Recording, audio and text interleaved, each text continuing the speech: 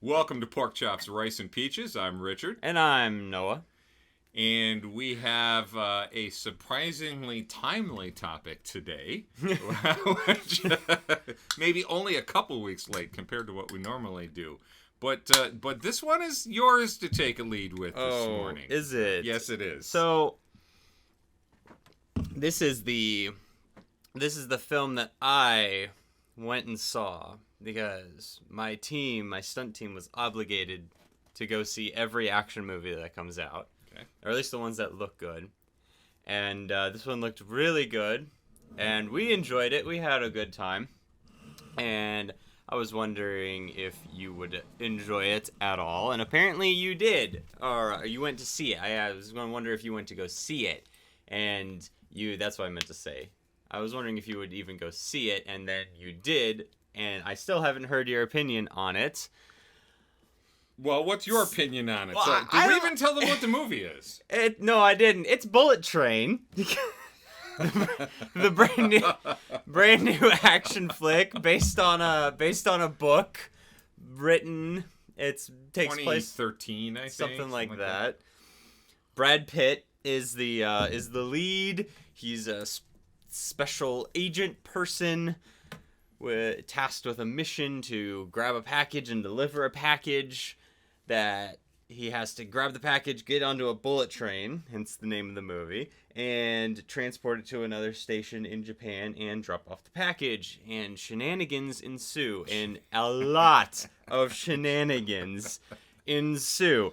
If you haven't watched the movie, we're going to spoil a lot of it here. But I don't think it will make any sense anyway, so determine for yourself. This is probably going to sound really weird to someone who hasn't seen the movie. So we have a basic plot where we have a whole bunch of highly trained, skilled mercenaries are all after the same package at the same time in a confined space, moving at about 300 miles an hour, and they have a deadline to meet, and that is get this package before the train gets to the end of the line. Mm-hmm. There's your basic premise of the movie. And then you determine whether or not, your favorite villain gets the package. Yeah. This movie, I can't even think of a funny analogy to describe how convoluted and, interconnected all the different running plot lines are. It's a bowl of spaghetti. It really is. It is. You have to pull on a noodle to get to the end of it and see how it plays out. It's so, but at the same time, it's so convoluted, but it makes sense as you watch it. It's one of those movies where as a new piece of information is revealed, you're like, oh, that makes sense. Okay, I get this. Okay, I see now.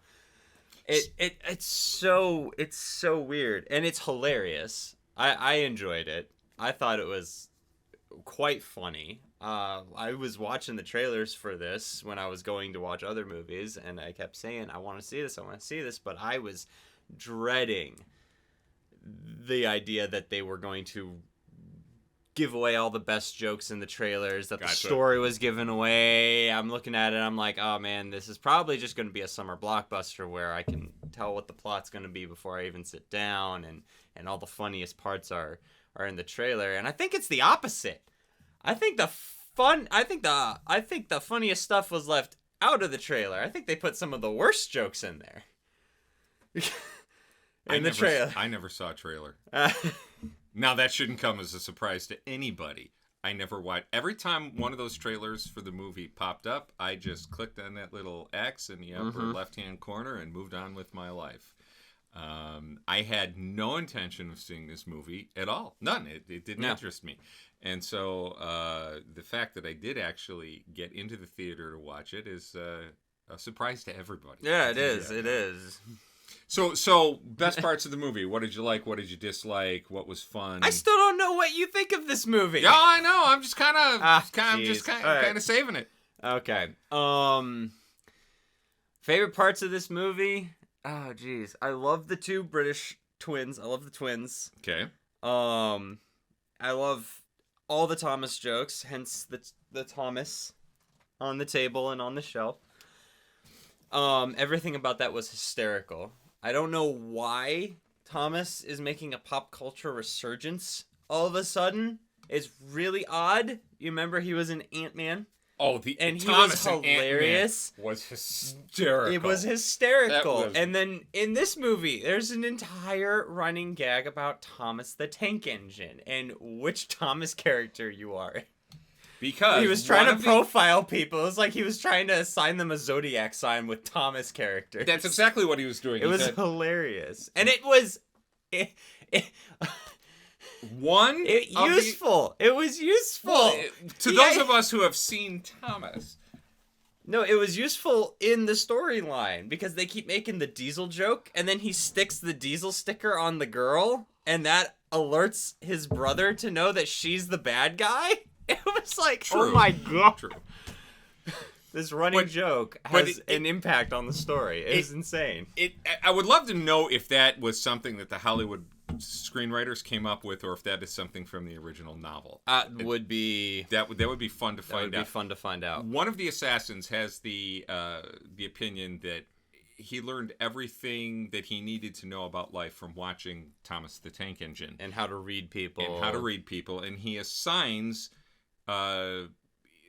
character names. So if someone exhibits the characteristics of Toby, then he carries a sheet of stickers and he puts Thomas stickers on people, right? And so Annie, Clarabelle, Gordon. That's Henry. Oh, Henry. You're right. Gordon's blue. Gordon's blue. Yeah. Wow, I'm out of it. Yeah. No, my Thomas, Percy, and Diesel are up there. There you go. Didn't he call his brother a Percy?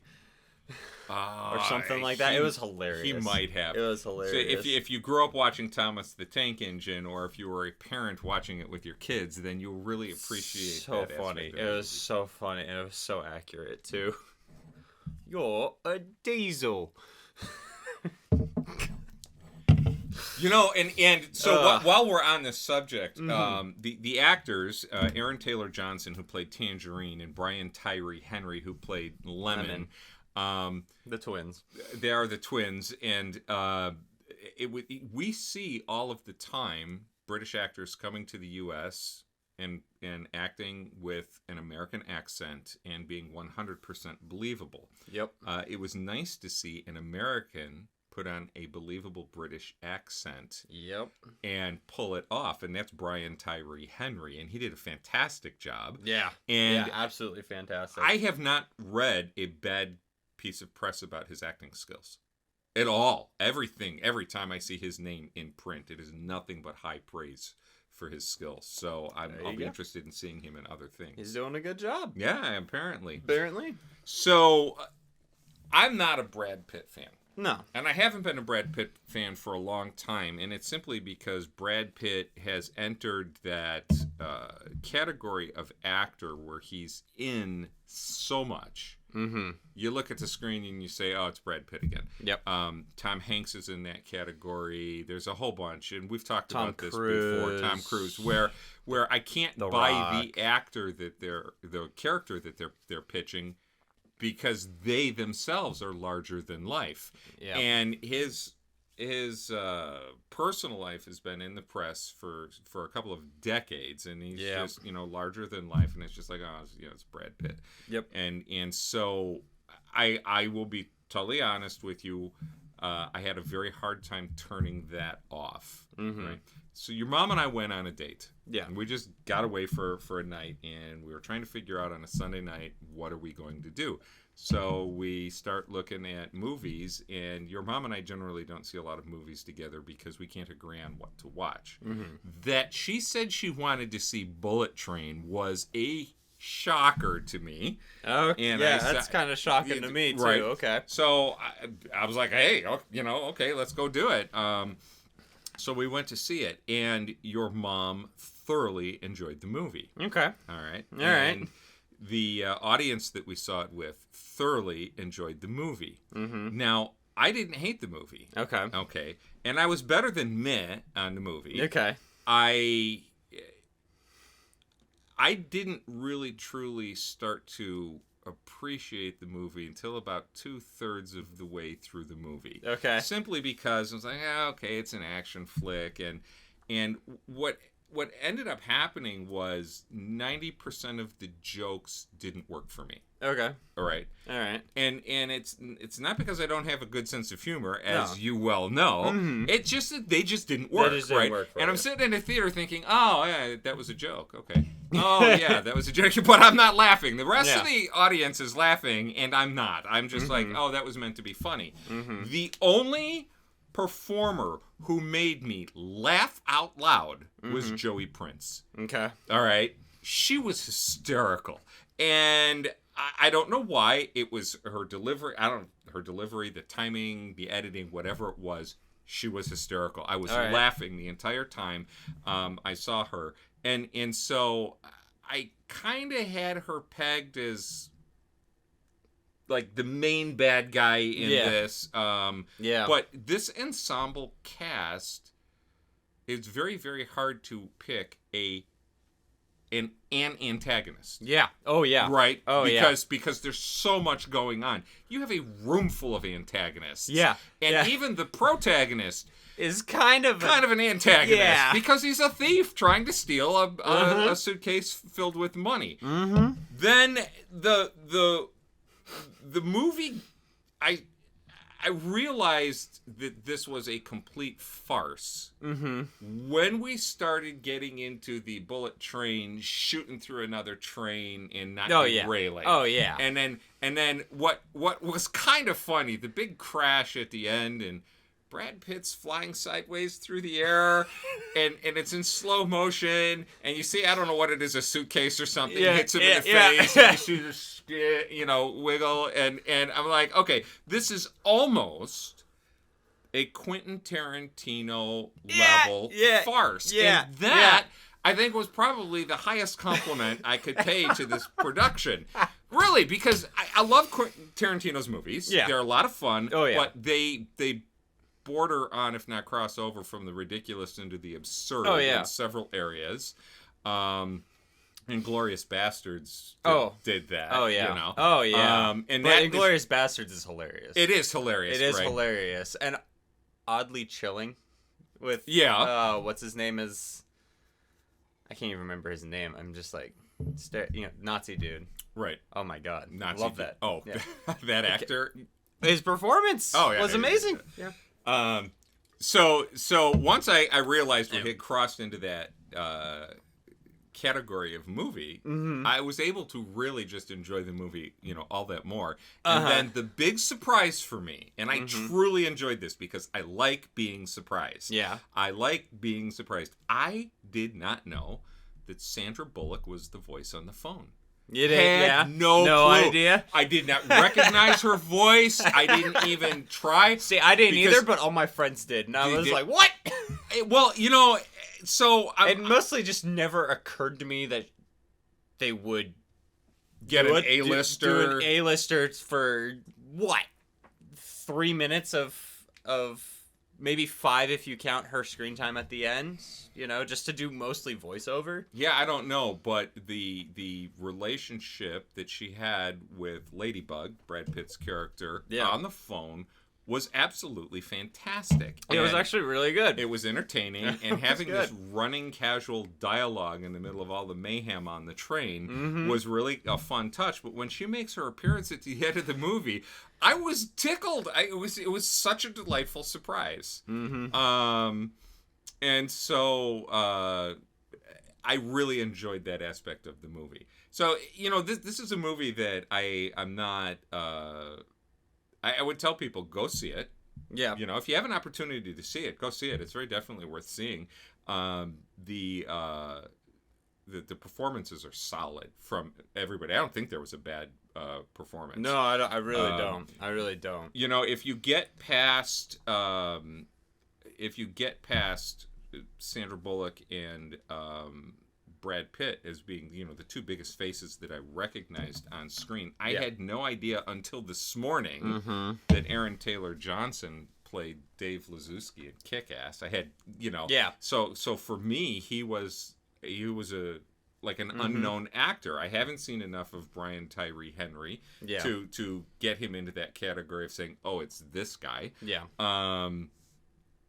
Who the heck is Bad Bunny? in all the stage names over decades, that people have to take for the Screen Actors Guild, we have an actor called Bad Bunny. Who is this? And Who is it? Bad Bunny played Wolf, Who was Wolf? one of the assassins. There are so many of those. I can't put a face to Right. to a name. The only other person I recognized was Masi Oka, I believe is how you pronounce his name. He was the conductor, and I recognized him from Heroes and from season 1 of Heroes. I never saw it. I never watched season 2 or beyond, so I don't know. But it was a good character. It was a solid performance. Yeah, go see this movie. This was fun. You liked it? Okay. Yeah, I just even though most of the humor missed for me. It was a little more analytical and not just, it wasn't... Chillax and just enjoy it. I just kind of let it all go. And how did you like the stunt acting? I guess this is the unasked question. So it was weird. It was very hit or miss because on one hand, you appreciate it because those sets have to be super tight. Like, you have to have, like, half a train car as your set. Right. And that's the space you're working in. Like, that is not easy. Hallways, this is why hallways are, like, a stunt actor's favorite thing. All right? Because they're so tough. It's so tough to pull off a fight scene in a cramped space. Because if you've got a big open room, you can maneuver the camera around. You can hide all the hits. You can put that camera wherever it needs to be to make the fight scene work well. But when you've got an enclosed space, a hallway or a tight room or like a closet or something or a stairwell, you have to make the fight scene work for like 2 or 3 different angles, and that's it. Like, you have to make it work. So it's a challenge. So on one hand, it's like, wow, that's a lot of work, a lot of effort. They did a really good job making it work for the set. I think the camera work and the editing didn't do it any favors. I think it was way too choppy and cut back and forth. Okay. Way too many edits, way too many cuts. I think there was a little too much shaky cam at some points. But overall, it was good. It was good. I think they did a good job. I'm trying to pull something up here. There's one thing that I just thought of that if I don't mention, I think they did very well, and it's something that absolutely tickled me when I watched the movie. The collection of dead bodies in the lounge car being set up as just sleeping passengers. They bump off one of the assassins and then they set him in the corner. And then they go back to him. Okay. So, the use of it's absolutely hysterical. I think it was the movie S.O.B. It was Julie Andrews' husband, and of course I'm getting an Internet Movie Database error. Blake, what's his name?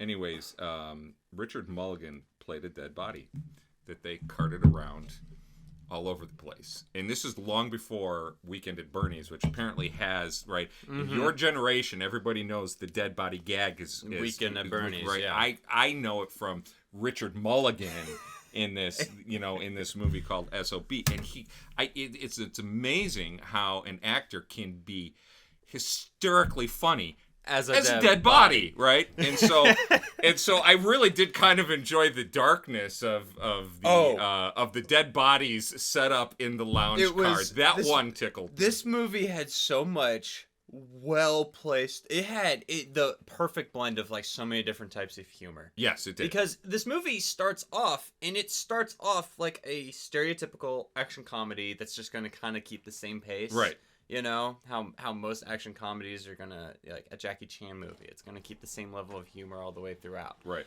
This one, it just ramped up the outrageousness. And you couldn't help but laugh because at the end, it's so unrealistic. But at the same time, you're like, yeah, this story makes sense. I don't understand in a why. strange way, it does make sense, yes. What's her name? She played Domino in Deadpool 2. The one that used the Viper poison. Oh. Yeah. When she gets stabbed, like, okay, the fact that he took the antidote, he had already been struck with the antidote, and it was fine, and then takes it out and stabs her back, and then she's dying, and him just talking to her like, yeah, blanket, a pillow, a glass of water. Like, I'm so sorry. I'm trying to control my anger, and I'm mansplaining again. I'm like, oh my god, this is just so dark, and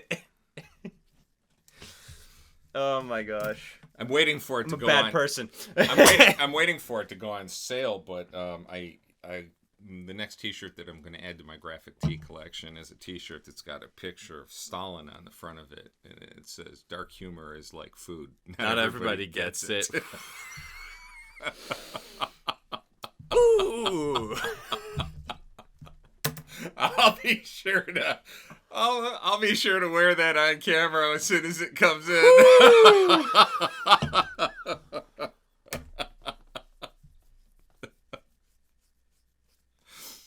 Nothing, huh? Nothing. Nothing. Go see Bullet Train. Bullet Train. It was a fun movie. That was a great movie. Oh my gosh. All right, that's our episode of Pork Chops, Rice, and Peaches today. Bullet Train. We'll see you next time. Subscribe, leave comments. What'd you think of Bullet Train? Yep. That's it. That's it. Have a good day. Bye.